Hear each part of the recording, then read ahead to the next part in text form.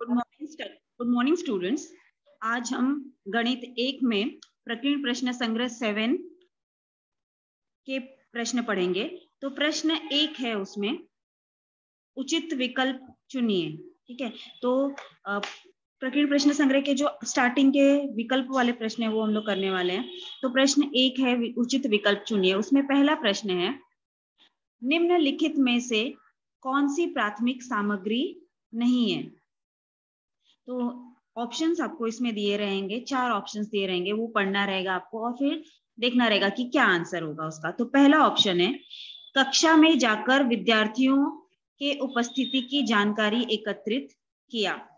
B, प्रत्यक्ष जाकर घर के व्यक्तियों की संख्या की जानकारी एकत्रित किया।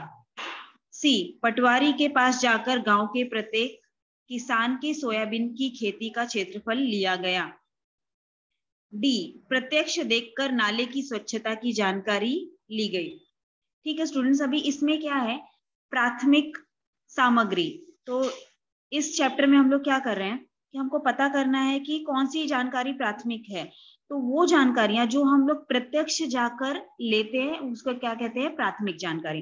तो जैसे कि पहला एग्जांपल आप लोग देख रहे हो, कक्षा में जाकर विद्यार्थियों की उपस्थिति की जानकारी एकत्रित करना। तो अगर आप कक्षा में जाते हो और विद्यार्थियों की हर एक जानकारी स्वयं लेते हो तो ये क्या हो जाएगा, प्राथमिक जानकारी है। तो पहला ऑप्शन क्या है, प्राथमिक जानकारी है, क्योंकि आप लोग खुद वहां पे जाते हो और वो जानकारी लेते हो। दूसरा, प्रत्यक्ष जाकर घर के व्यक्तियों की जानकारी। अब इस एग्जाम्पल में भी आप स्वयं जा रहे हो और उस घर में अलग अलग घरों में जा रहे हो और वो घर से रिलेटेड उसमें रहने वाले जो व्यक्ति है उनकी जानकारी ले रहे हो।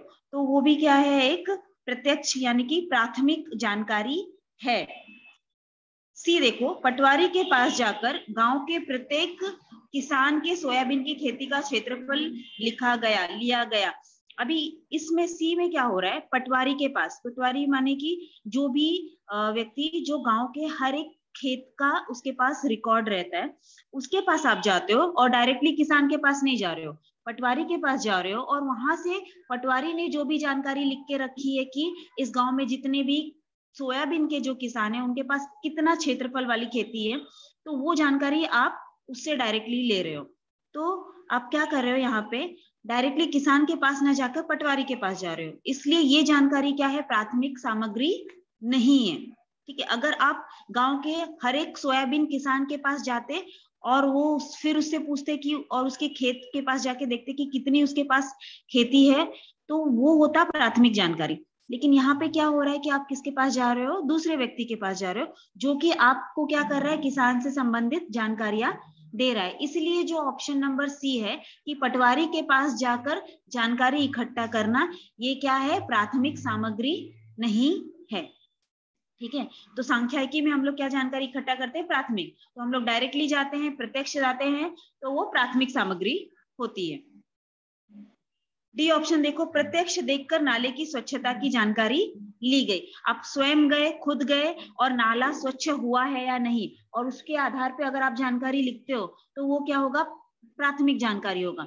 ठीक है, तो हमसे पूछा क्या गया था कि प्राथमिक सामग्री कौन सी नहीं है। तो प्राथमिक सामग्री कौन सी नहीं है, पटवारी के पास जाकर खेती की जानकारी लेना, वो क्या है, प्राथमिक सामग्री नहीं है। इसलिए आंसर क्या होगा बच्चों, आंसर है विकल्प सी, पटवारी से जानकारी ली गई। तो ये क्या है हमारा उत्तर। इसमें क्या पता चलता है कि ये प्राथमिक सामग्री नहीं है।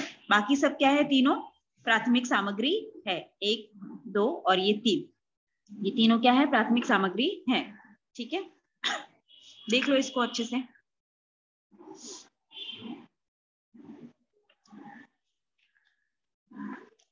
नेक्स्ट क्वेश्चन देखेंगे, क्वेश्चन नंबर 2, 25 से 30 वर्ग की उच्च वर्ग सीमा कौन सी है। ऑप्शन है ए 25, बी 35, सी 60 और डी 30। ठीक है बच्चों, तो ये आपको क्या दिया गया है, 25 से लेके 35, ये एक वर्ग दिया गया है। सांख्यिकी में हम क्या लेते हैं, वर्ग लेते हैं। तो उसका, उस वर्ग की आपसे क्या पूछी गई है, उच्च वर्ग सीमा। तो किसी भी वर्ग की दो सीमाएं होंगी, एक होगी निम्न वर्ग सीमा और एक होगी उच्च वर्ग सीमा। तो जो पहली जहां से वो वर्ग स्टार्ट होता है, तो ये वर्ग स्टार्ट हो रहा है 25 से लेके 35, हाँ, तो 25 क्या हुआ, निम्न वर्ग सीमा, और जहां पे वो वर्ग एंड होता है यानी कि समाप्त होता है, वो क्या हो गई, उच्च वर्ग सीमा यानी कि 35। तो ये पर्टिकुलर वर्ग के लिए आप देख के बता सकते हो। ये ऐसी जानकारी है कि आपको सिर्फ सिंपल निरीक्षण करके पता चल जाएगा कि निम्न वर्ग सीमा क्या है और उच्च वर्ग सीमा क्या है। तो 25 ये क्या है, निम्न वर्ग सीमा, तो उच्च वर्ग सीमा क्या हुई, 35। तो ऑप्शंस हमारे पास 35 है, यस, बी ऑप्शन जो है, विकल्प जो है वो क्या है, 35। तो यही हमारा क्या होगा, आंसर होगा। तो यानी कि 25 से लेके 30 इस वर्ग सीमा की उच्च वर्ग सीमा क्या है, 35 है।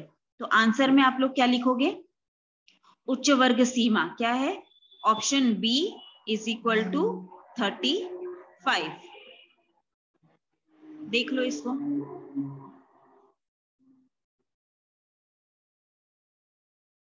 अभी प्रश्न नंबर 3, 25 से लेके 30, 25 से 30 वर्ग का वर्ग माध्य कौन सा है, ये प्रश्न है।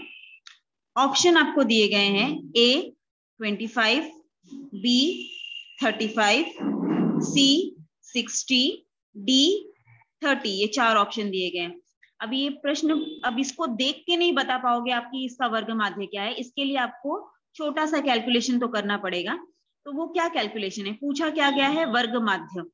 तो वर्ग माध्य कैसे निकालते हैं बच्चों हम लोग सांख्यिकी में, उसका एक सूत्र होता है, वो सूत्र क्या है, वर्ग माध्य इज इक्वल टू निम्न वर्ग सीमा प्लस उच्च वर्ग सीमा डिवाइडेड बाय 2। तो किसी भी वर्ग की निम्न वर्ग सीमा लोगे, द लोअर वैल्यू, एंड उच्च वर्ग सीमा द अपर वैल्यू, उन दोनों को जोड़ोगे और 2 से भाग दोगे तो आपको क्या मिलेगा, वर्ग माध्य। तो वर्ग माध्य होता क्या है, एक्चुअली वर्ग माध्य क्या होता है, किसी भी वर्ग का जो बीच का वैल्यू है यानी कि मध्य का वैल्यू है, उसी को हम लोग क्या कहते हैं, वर्ग माध्य कहते हैं। तो ये सूत्र हमने लिखा, वर्ग माध्य इज इक्वल टू निम्न वर्ग सीमा प्लस उच्च वर्ग सीमा डिवाइडेड बाय 2। तो अब ये देख लो, ये वर्ग क्या दिया गया था हमको, 25 से 35। तो 25 क्या है हमारा, निम्न वर्ग सीमा, तो निम्न वर्ग सीमा पे हम लोग क्या लिखेंगे, 25, सूत्र में प्लस है इसलिए प्लस का चिन्ह, और उच्च वर्ग सीमा कितनी है, 35, तो उच्च वर्ग सीमा की जगह क्या लिखेंगे, 35, सूत्र में क्या दिया है, डिवाइडेड बाय 2, तो हम लोग 2 लेंगे। तो 25 प्लस 35, इसको ऐड करोगे तो यहाँ पे आएगा 60 डिवाइडेड बाय 2, और इसको भाग दोगे, 60 को 2 से भाग दोगे तो आंसर आएगा 30। यानी कि 25 और 35 का वर्ग माध्य यानी मिडिल वैल्यू, बीच का वैल्यू क्या है, 30 है। तो अब हमको देखना है कि 30 ऑप्शन में दिया है क्या, 25, 35, 60, 30, यस, डी ऑप्शन में हमको दिया गया है 30। ठीक है, तो सही आंसर क्या हुआ, विकल्प क्या लिखेंगे, तो सही विकल्प क्या है, विकल्प डी इज इक्वल टू 30, ये क्या है, इस प्रश्न का सही विकल्प है। इस प्रश्न को देख लो।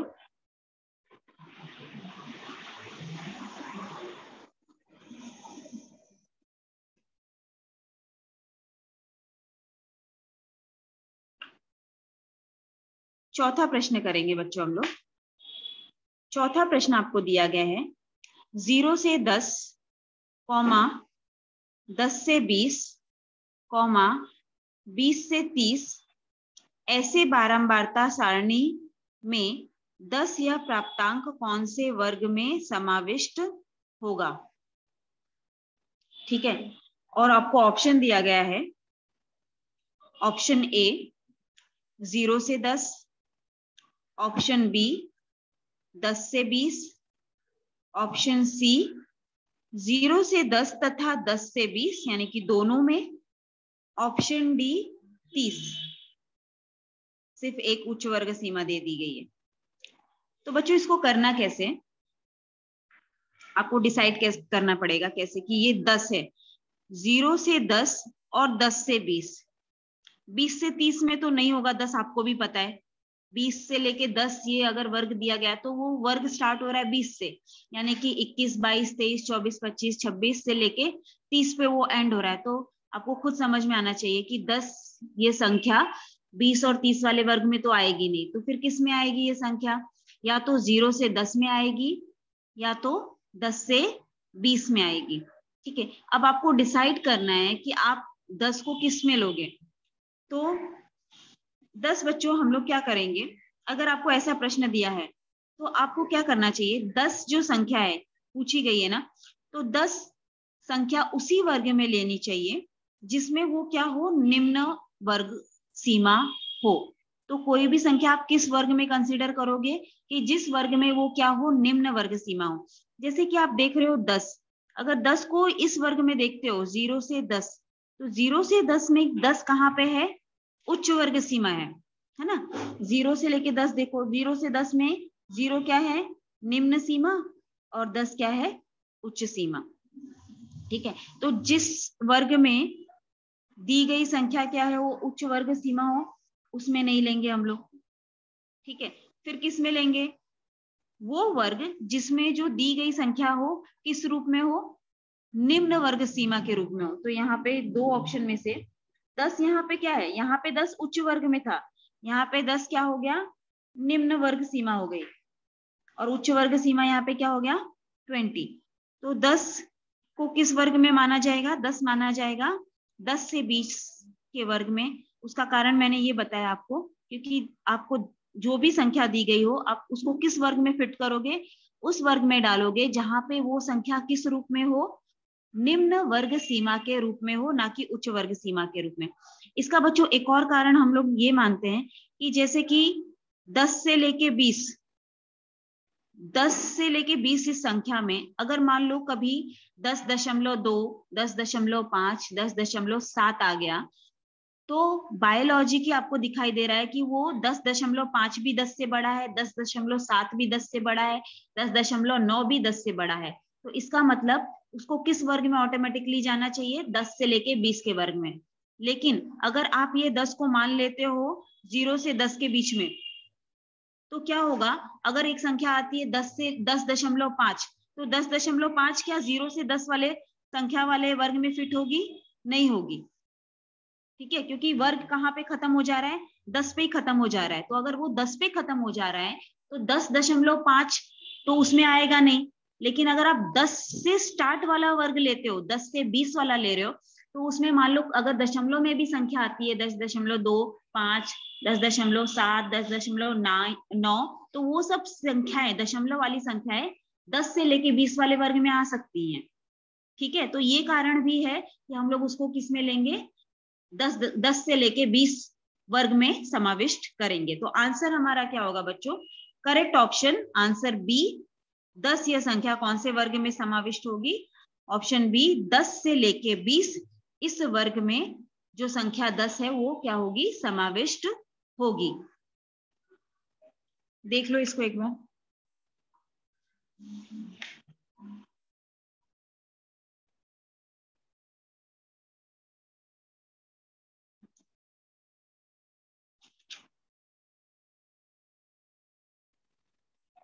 नेक्स्ट क्वेश्चन है,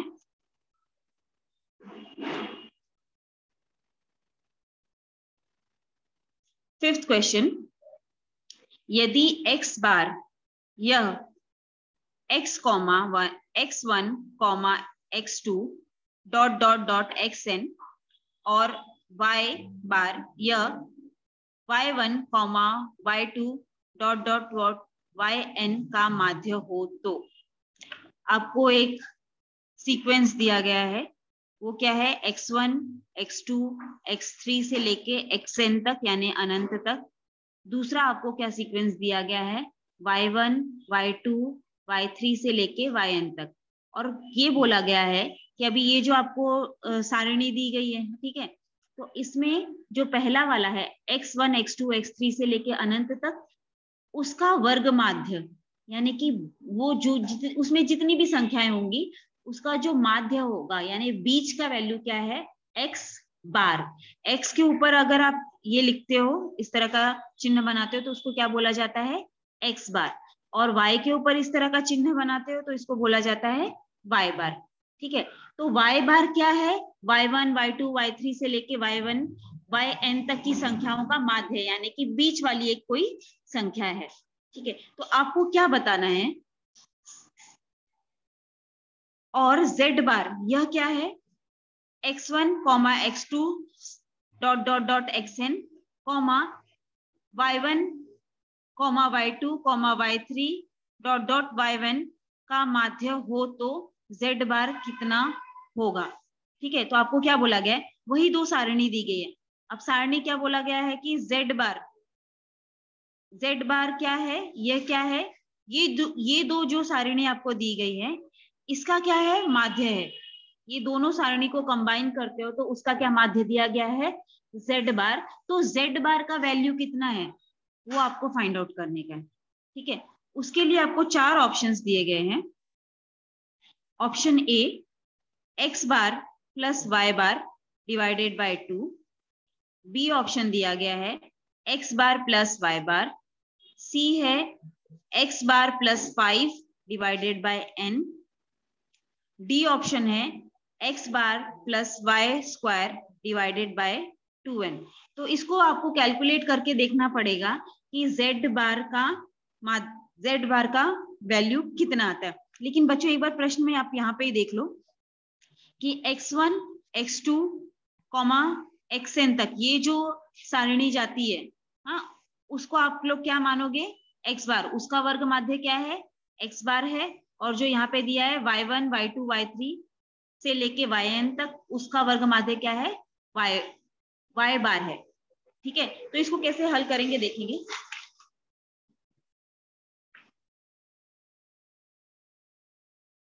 देखो अभी जो हमको प्रश्न में दिया है वो हम लोग ले लेंगे। x bar is equal to, x bar क्या है, x1 x2 x3 से लेके xn का वर्ग माध्य है।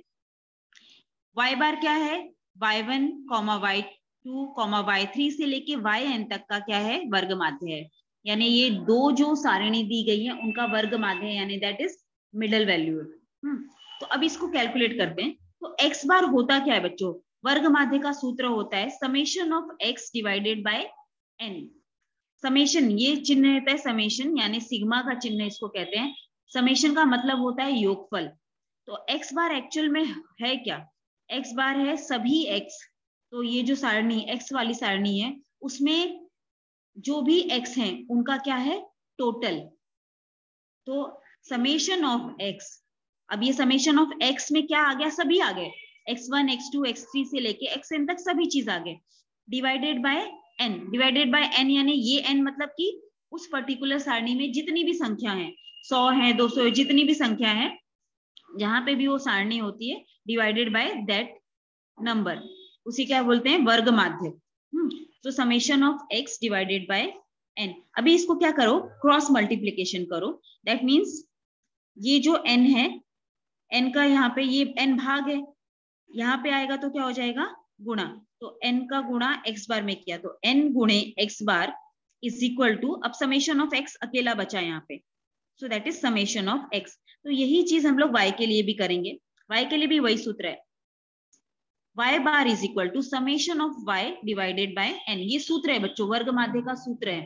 ठीक है, तो इसका मतलब क्या होता है, समेश y बार का मतलब क्या होता है कि ऑल द y's, मतलब जितने भी y हैं, दैट मीन्स क्या, y1 y2 y3 से लेके कहां तक, yn तक। तो उसमें जितने भी y आते हैं उस सबका टोटल यानी योग।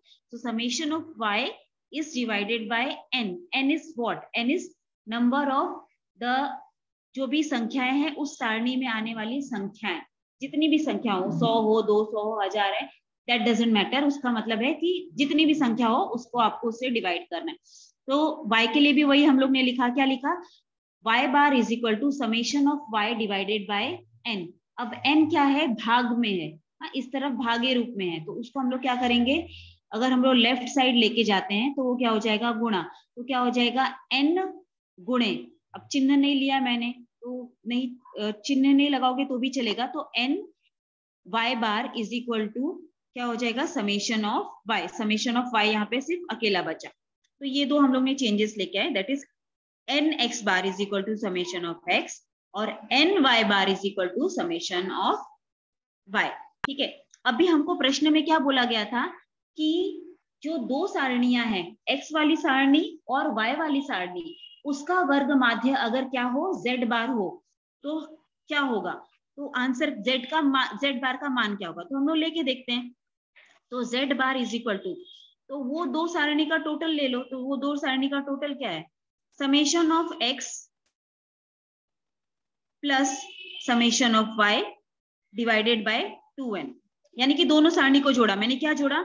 यहाँ पे देखो, z bar is equal to summation of x लिया, उसके नीचे क्या था? n था, यहां से देखो, है ना। और क्या लिया? समेशन ऑफ y, उसके नीचे भी n था।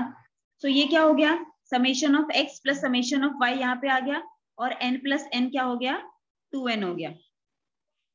ठीक है, ये क्यों कर रहे हो आप? क्यों? क्योंकि आपको पता है z bar is equal to क्या है? x bar plus y bar, ये आपको दिया है प्रश्न में। तो अगर x बार का मान क्या ले रहे हो? Summation of x by n, और y बार का मान क्या ले रहे हो? Summation of y by n। ठीक है, उसको जोड़ा हमने। तो अभी अभी तुमने समेशन ऑफ x और समेशन ऑफ y का भी मान निकाला है। तो समेशन ऑफ x का मान कितना निकाला है? nx बार। तो समेशन ऑफ x की जगह क्या लिखोगे? nx बार लिखोगे। प्लस है तो प्लस, क्योंकि आपसे z बार पूछा है और क्लियर कट बोला है कि z क्या है? x bar plus y bar का टोटल है। सो अब क्या करोगे यहाँ पे?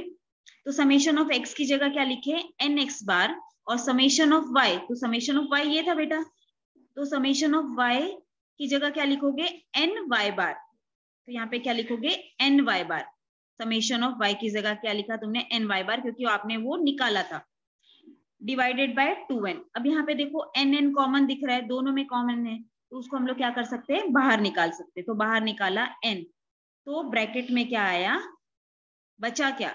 x bar plus y bar divided by 2n। ठीक है। सो अभी हम लोग क्या करेंगे? n ऊपर भी n है और नीचे भी n है, तो ये क्या हो जाएगा? कैंसिल हो जाएगा। तो n कैंसिल n, तो बचा क्या? x bar plus y bar divided by 2। तो z बार का मान कितना मिला आपको? x bar plus y bar divided by 2। तो यही क्या है? आपका सही आंसर है। तो इसलिए विकल्प ए, ये था ना विकल्प ए। विकल्प ए क्या दिया था? x bar plus y bar divided by 2। तो सही आंसर क्या है? विकल्प ए। z बार का मान क्या मिला आपको? x bar plus y bar divided by 2। देख लो इसको।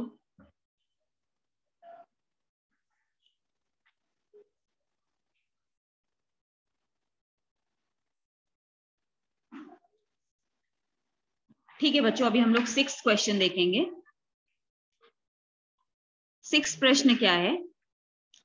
5 संख्याओं का माध्य 50 हो तो उसमें से 4 संख्याओं का माध्य 46 हो तो पांचवी संख्या कौन सी है?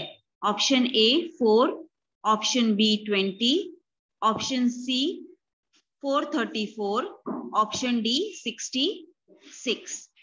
ठीक है, तो इसमें क्या दिया है बच्चों? आपको क्या बोला गया है कि 5 संख्याओं का माध्य, कोई 5 संख्या दी गई है और उसका माध्य पूछा है। माध्य यानी कि बीच का वैल्यू। तो बीच का वैल्यू कैसे निकालते हो आप? सभी संख्याओं को जोड़ते हो और जितनी संख्या दी जाती है उसी से हम लोग भाग दे देते हैं। ठीक है, तो 5 संख्याओं का माध्य है और उसमें से 4 संख्याओं का माध्य। फिर क्या करो? वो 5 संख्या का माध्य निकाला, फिर बाद में क्या निकालेंगे? 4 संख्याओं का माध्य निकाला। अब ये 5 संख्याओं का माध्य में से 4 संख्याओं का माध्य आप लोग अगर लेते हो तो उसमें से पांचवी संख्या कौन सी आपको फाइंड आउट करना है। तो कैसे करेंगे? देखो आंसर, पांचवी संख्या। तो पांचवी संख्या कैसे निकालेंगे? 5 संख्याओं का योग माइनस 4 संख्याओं का योग। 5 संख्याओं का टोटल निकाल लोगे और फिर 4 संख्याओं का योग। तो कैसे होगा?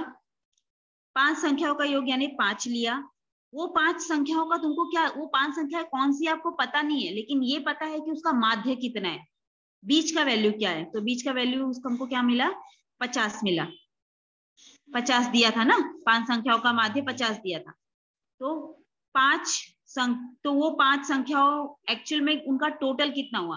तो 50 गुणे 5, ठीक है, माइनस 4 संख्याओं का योग। तो 4 संख्याएं ली और 4 संख्याएं हमको पता नहीं है कौन सी है, लेकिन 4 संख्याओं का माध्य पता है, तो इसका मतलब वो 4 संख्याओं का योग कितना होगा, 4 गुणे 45। ठीक है, तो यहाँ पे 50 गुणे 5 250, फिर यहाँ पे हम लोग लेते हैं 45 गुणे 4 184, और यहाँ पे आंसर आता है विकल्प डी 60, आंसर आता है 66। तो आंसर क्या है, विकल्प डी 66। ठीक है,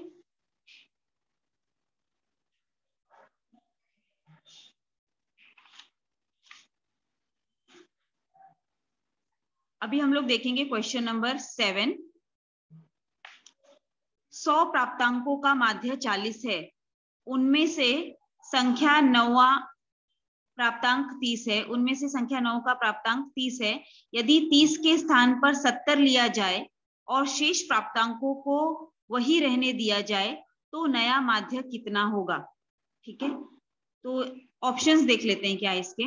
ऑप्शन है 40.6, बी ऑप्शन है 40.4, सी ऑप्शन है 40.3, डी ऑप्शन है 40.7। अभी प्रश्न क्या पूछा गया है बच्चों, 100 प्राप्तांकों का माध्य। 100 प्राप्तांक यानी कि मान लो 100 नंबर्स मिले हैं बच्चों लोग को, 100 बच्चों के मार्क्स है, उसका माध्य।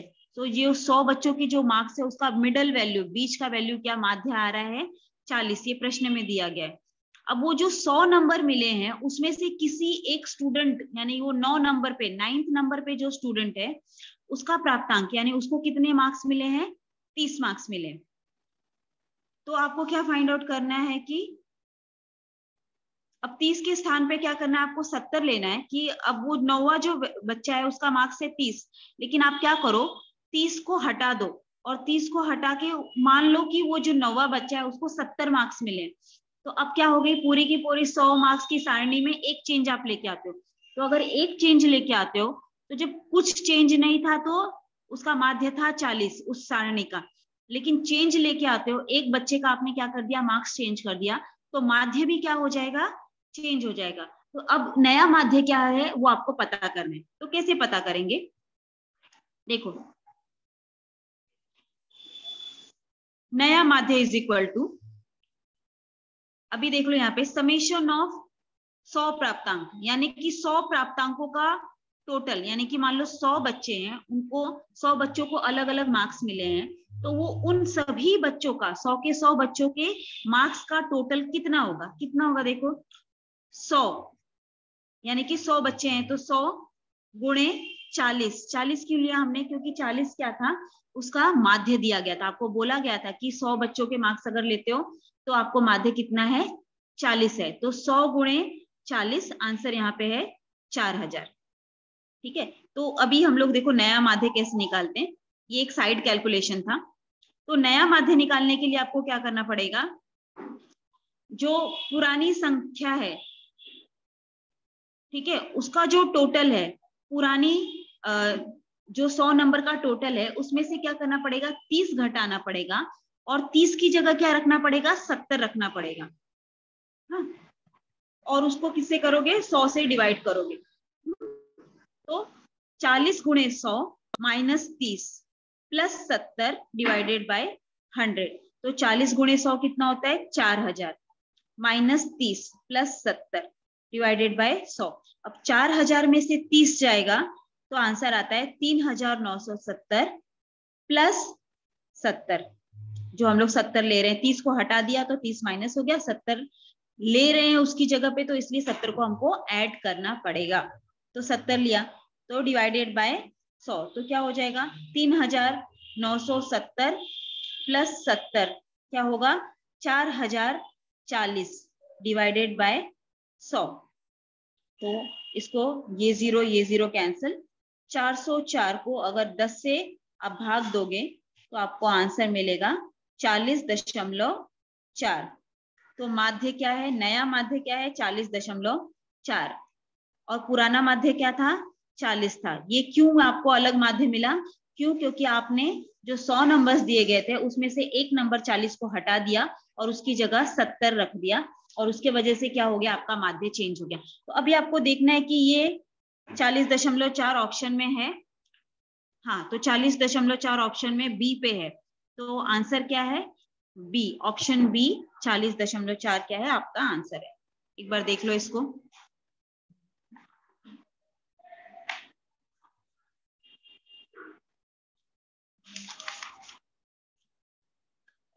नेक्स्ट क्वेश्चन करेंगे, 8वां प्रश्न। 8वां प्रश्न है 19, 19, 15, 20, 25, 15, 20, 15 इस सामग्री में से बहुलक कौन सा है? ऑप्शंस दिए हैं आपको, ए 15, बी 20, सी 19, डी 25। ठीक है बच्चों, बहुलक क्या होता है? किसी भी सारणी में या किसी भी आपको कोई भी जानकारी दी गई है तो उसमें जो संख्या सबसे ज्यादा बार आती है, मैक्सिमम टाइम आती है, उसी को क्या कहा जाता है? उस सामग्री या सारणी का बहुलक कहा जाता है। तो बहुलक किसे कहते हैं? किसी भी जानकारी में जो संख्या जितनी ज्यादा बार आती है उसी को क्या कहा जाता है? उस जानकारी का बहुलक कहा जाता है। तो अभी आप जानकारी देखो, सामग्री आपको क्या दी गई है? 19, 19, 15, 20, 25, 15, 20, 15। अब इसमें 19 ये संख्या 2 बार आ रही है, 20 संख्या 2 बार है, ठीक है, 25 संख्या 1 बार है, लेकिन 15 ये संख्या 1, 2, 3 बार है, यानी कि 15 ये संख्या मैक्सिमम टाइम आ रही है, ज्यादा बार आ रही है। तो जो संख्या सबसे ज्यादा बार आएगी वही संख्या को क्या कहेंगे? उस सामग्री का बहुलक। तो 15 इस पर्टिकुलर क्वेश्चन में आंसर क्या हुआ? बहुलक बराबर 15। तो आंसर क्या है? 15 सबसे अधिक बार आया है। कितनी बार? 3 बार। इसलिए हमारा आंसर क्या है? विकल्प ए 15।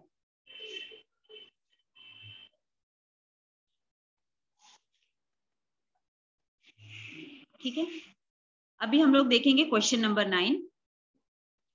क्वेश्चन नंबर 9 है 7, 10, 7, 5, 9, 10 की माध्यिका कौन सी है? ठीक है, तो ये आपको एक क्या दिया गया है? सामग्री दी गई है, यानी जानकारी दी है, या आंकड़े बोलते हैं हम लोग उसको, आंकड़े दिए गए हैं। तो उसको आपको क्या फाइंड आउट करना है? माध्यिका फाइंड आउट करना है। ऑप्शंस क्या दिए हैं? Option A 7, option B 9, option C 8, option D 10। तो बच्चों क्या करना रहता है अगर आपको इस तरह की जानकारी दी गई और आपसे बोला जाए माध्यिका निकालने के लिए? तो सबसे पहला काम क्या करना होता है?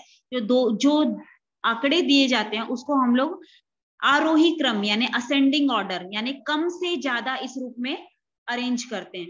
तो ये जो भी जानकारी दी गई थी उसको कम से ज्यादा में अरेंज करना है। तो कम से ज्यादा कैसे अरेंज करेंगे? 5, उसके बाद आएगा 7, दो बार 7 आया, एक बार 9 आया, उसके बाद 2 बार 10 आया। अच्छा, एक और चीज, इसमें अगर कोई संख्या 2 बार आए या 3 बार आए तो उसको एक बार नहीं लिखने का, वो जितनी भी बार आए उसको उतनी बार ही लिखना है। लेकिन माध्यिका निकालते समय जो मैं जैसा कि मैंने आपको बताया, आपको क्या ध्यान में रखना है कि जो दी गई जानकारी है उसको आप लोग किस क्रम में लिखोगे? आरोही क्रम में, यानी कम से ज्यादा, कम वैल्यू से स्टार्ट होगा और ज्यादा पे खत्म होगा। इसलिए हमने 5 से स्टार्ट किया और 10 पे वो आंकड़े खत्म हुए। ठीक है, तो अभी माध्यिका का सूत्र क्या होता है? माध्यिका का सूत्र ये होता है बच्चों, बीच का जो 2 वैल्यू है डिवाइडेड बाय 2। अभी आप यहाँ पे देख रहे हो टोटल संख्या कितनी है जानकारी में? 1, 2, 3, 4, 5, 6। तो ऐसे में क्या करने का, अगर 6 संख्या दी गई है और माध्यिका निकालना है तो आपको जो साइड के पहले जो 2 है उसको हटा दो और जो लास्ट के 2 है उसको हटा दो। बचा कितना बीच में? 2।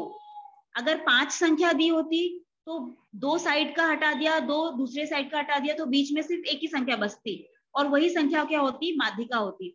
लेकिन इस तरह के एग्जाम्पल में जहां पे 6 संख्या हो, 8 संख्या हो, 10 संख्या हो, यानी सम संख्याएं दी गई हो, तो साइड के आपको वैल्यूज हटाने का, तो आपको बीच में हमेशा 2 संख्या मिलती है। अब वो 2 संख्या में से माध्यिका कैसे निकलेगी? उसके लिए सूत्र लगाना पड़ता है, और माध्यिका बराबर वो 2 संख्याओं को टोटल करने का। तो वो 2 संख्याएं क्या है? 7 + 9 डिवाइडेड बाय 2। तो 7 और 9 कितना हो जाएगा? 16 डिवाइडेड बाय 2। तो 2 8 16, तो आंसर आया 8। तो माध्यिका कितनी है? 8। वो ऑप्शन में है, ऑप्शन नंबर सी। तो दिए गए आंकड़े हैं उसकी माध्यिका क्या मिलेगी आपको? 8। नेक्स्ट क्वेश्चन करेंगे बच्चों हम लोग।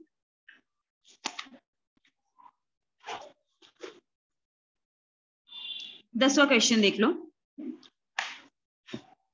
10वां क्वेश्चन है, एक वर्ग दिया गया है और उसकी बारंबारता दी गई है। ठीक है, तो वर्ग क्या दिया है आपको? 0 से 10, 10 से 20, 20 से 30, 30 से 40, 40 से 50, उसकी बारंबारता यानी कि फ्रीक्वेंसी की, उसमें कोई संख्या कितनी बार आ रही है? 10 से 20 के बीच में कितनी संख्या है? तो 10 से 20 के बीच में 7, 10 से 20 के बीच में 3, 20 से 30 के बीच में 12, 30 से 40 के बीच में 13, 40 से 50 के बीच में 2। 30 से 40 वर्ग की उच्च वर्ग सीमा से कम प्रकार की संचयी बारंबारता कितनी है? ऑप्शन है A 13, option B 15, option C 35, option D है 22। ठीक है, अब बच्चों ये हमको प्रश्न क्या बोला गया है? संचयी बारंबारता निकालनी है, क्यूमुलेटिव फ्रीक्वेंसी। ठीक है, तो संचयी बारंबारता निकालने के लिए हमको क्या करना पड़ता है? आपको एक टेबल बनाना पड़ेगा, जो भी आपको जानकारी दी गई है वर्ग की और बारंबारता की, उसको उसी प्रकार लिखना है। तो ये जो जानकारी है इस रूप में है, हॉरिजॉन्टल रूप में है, उसको हम सीधा सीधा खड़ा खड़ा लिखते हैं, यानी वर्टिकल रूप में लिखते हैं। अभी यही वर्ग इस तरह था, उसको हमने सीधा लिख दिया। तो क्या लिख दिया? वर्ग 0 से 10, 10 से 20, 20 से 30, 30 से 40 और 40 से 50। और बारंबारता जो थी इस प्रकार, उसको उसी के सामने लिख दिया। तो बारंबारता क्या है? 7, 3, 12, 13, 2। तो ये 2 कॉलम तो हमको प्रश्न से ही मिल गए। हमको निकालने ही है संचयी बारंबारता से कम प्रकार। ठीक है, तो उसके लिए हम लोग क्या लिखते हैं? तीसरा कॉलम बनाते हैं, उसको नाम देते हैं संचयी बारंबारता, यानी क्यूमुलेटिव फ्रीक्वेंसी उसको इंग्लिश में कहा जाता है, से कम प्रकार। अब इसको कैलकुलेट कैसे किया जाता है बच्चों? आपने क्या किया? वो दोनों लिखा। अब जो बारंबारता पहली आपको दी जाती है तो वो उसको हमको एज इट इज लिखना पड़ता है। तो 7 था तो 7 मैंने यहाँ पे लिखा, 7 लिया संचयी बारंबारता में। ठीक है, तो 7 एज इट इज आपको 7 जैसा का जैसा, अगर कोई और संख्या होगी तो वो संख्या, जो भी संख्या हो, पहली संख्या के साथ कुछ नहीं करना है। पहली संख्या बारंबारता की सीधे उठा के क्यूमुलेटिव फ्रीक्वेंसी यानी संचयी बारंबारता में एज इट इज आप लोग रख दोगे। ठीक है, तो 7 रखा। अब 7 यहाँ पे रखा। अब वो 7 जो है उसको नीचे लेके आए अगले कॉलम में, तो अगले कॉलम में लेके आए 7, लेकिन इसकी ऑलरेडी बारंबारता कितनी है? 3। तो ये 3 इसमें जोड़ देंगे, ऊपर का 7 और इसका जो ऑलरेडी है 3, तो 7 + 3 क्या हो गया? 10। अब यहाँ पे आंसर आया 10। अब ये 10 को क्या लेके आओ? नीचे वाले कॉलम में लेके आओ। अब नीचे लेके आए आप संचयी बारंबारता। अब इस पर्टिकुलर कॉलम की बारंबारता खुद क्या दी गई है? 12। तो आप ऊपर से लेके आए 10 और उसमें ऐड कर दिया 12, तो 10 + 12 क्या हो जाएगा? 22। तो आंसर हमको क्या मिला? 22। अब ये 22 को नीचे लेके आओ, तो 22 को आप नीचे लेके आए और यहाँ पे इस कॉलम की बारंबारता आपको ऑलरेडी क्या दी गई है? 13 दी गई है। तो आप हम लोग यहाँ पे क्या लेके आए? 13 है, तो 13 लेके आए, तो 22 + 13 इज इक्वल टू 35। तो हमको यहाँ पे ही रुकना पड़ेगा। हमको आगे हम इसको बढ़ा सकते हैं, लेकिन हम लोग यहाँ पे क्यों रुके? क्योंकि हमको क्या बोला था? 30 से 40 वर्ग तक का ही आपको क्या निकालना है? संचयी बारंबारता। तो इसी वर्ग पे आप स्टॉप हो जाओगे और आपका आंसर क्या आएगा? 35 आ जाएगा। तो अब ये 35 हम लोग देख लेते हैं ऑप्शन में है क्या। हाँ, तो ये हमको मिला ऑप्शन सी। ऑप्शन सी कितना है? 35। तो सही आंसर क्या हुआ? विकल्प सी = 35।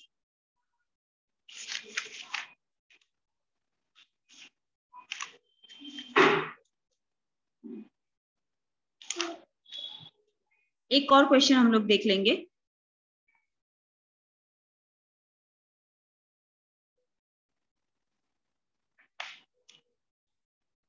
ये एक थर्ड क्वेश्चन है बच्चों, उसी प्रकार का, इसलिए मैं ये ले रही हूँ। 9 संख्याओं का माध्य 77 है, इसमें से एक संख्या और जोड़ दें तो माध्य 5 बढ़ जाता है, तो वो संख्या ज्ञात कीजिए। तो इसमें क्या है? 9 संख्याओं का माध्य क्या दिया है? 77 आपको प्रश्न में दिया है, इसलिए 9 संख्याओं का योगफल कितना हो जाएगा? माध्य है 77 और संख्याएं कितनी है? 9। तो 77 × 9 क्या हो जाएगा? 693। इसलिए अब नया माध्य निकालना है। नया माध्य क्या होगा? नया माध्य देखो, पुराना माध्य आपको 9 संख्याओं का माध्य 77 दिया है, 77 दिया है, और उसमें कोई संख्या जोड़ने पे क्या माध्य कितना बढ़ जाता है? तो नया माध्य आपको दिया गया है 70 ऑलरेडी दिया हुआ माध्य है, उसमें 5 और जोड़ दो तो क्या हो जाता है? माध्य 5 से बढ़ गया, मतलब 77 प्लस 5 बराबर 82। अब 10 एक और संख्या जोड़ा है तो 10 संख्याओं का योगफल कितना होगा? नया माध्य कितना है? 82, ठीक है। और नए जो 10 संख्याएं हैं वो हैं 82 गुणे 10, यानी माध्य गुणे जितनी भी नई संख्याएं, 9 में एक संख्या जोड़ दी तो 10 हो गई, तो 10 संख्याओं का योगफल कितना होगा? 82 गुणे 10 यानी 820। इसलिए जोड़ी गई संख्या कौन सी है? कौन सी संख्या है जो 9 संख्या के बाद आपने उस संख्या की जानकारी में जोड़ी? वो कैसे निकालेंगे? 10 संख्याओं का टोटल जो कि है 820 माइनस 9 संख्याओं का टोटल जो कि है 693, तो 820 माइनस 693 आंसर है 127। तो जोड़ी गई संख्या, जो संख्या जोड़ी गई वो क्या है? 127 है, ठीक है। अभी बच्चों आपको कोई डाउट होगा तो आप अपना डाउट पूछ सकते हैं। किसी को कुछ पूछना है?